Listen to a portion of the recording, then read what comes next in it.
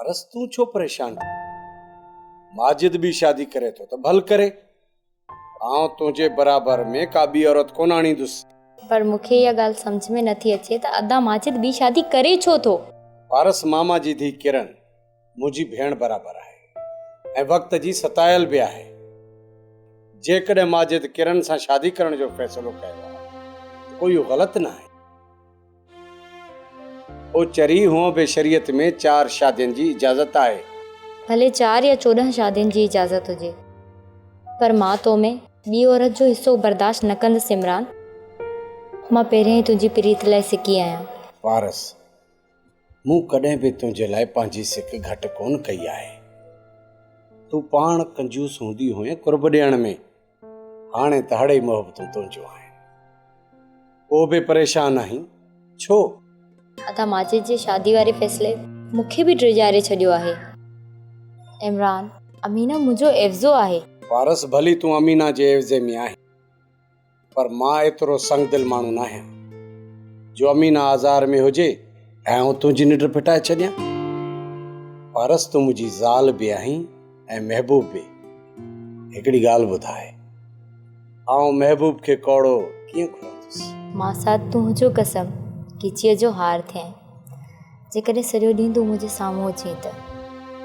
पर तोखे पुलिस जी नौकरी खां वांदकाई मिले ई कोन थी ऐं मुंहिंजी सिक अणपूरी रहिजी थी वञे। छा कयां? ही सितारा जो सजायल आहे, इन करे कुझु सिक खे सिकणो त पवंदो न। एतिरो त न सिकाए जो तुंहिंजी सिक मुंहिंजो साह न कढी छॾे। हयातीअ जो को बि एतबार न आहे। मां तोसां प्रीत जा सभु पल तोसां गॾु गुज़ारण थी चाहियां। पारस, तूं दिलि खे पक ॾे त आउं हर घड़ी तोसां गॾु आहियां, पर हर साह में सिक हूंदी आहे पारस। पर इहा ख़बर न आहे त तूं साह आहीं या साह तो में आहे। मां साथ मिठा पारस खे गुज़रियल वक़्त जूं सभु संग दिलियूं माफ़ करे छॾिजांइ।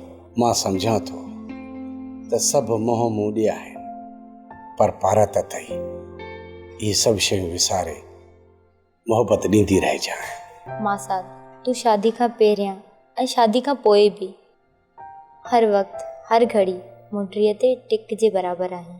पारस, तूं उमुल माणक आहीं। सभु मोह मूॾे, बस तूं ई तूं हर हर ॻीचीअ जो हार थींदी रहिजांइ ऐं मां तोसां मुरकंदो ऐं बहकंदो रहंदुसि। ड्रामा सीरियल सिलसिला मोहब्बतुनि जा तमाम एपिसोड्स ॾिसो हाणे HD क्वालिटीअ में। विज़िट करियो असांजो YouTube channel Sindh TV HD drama.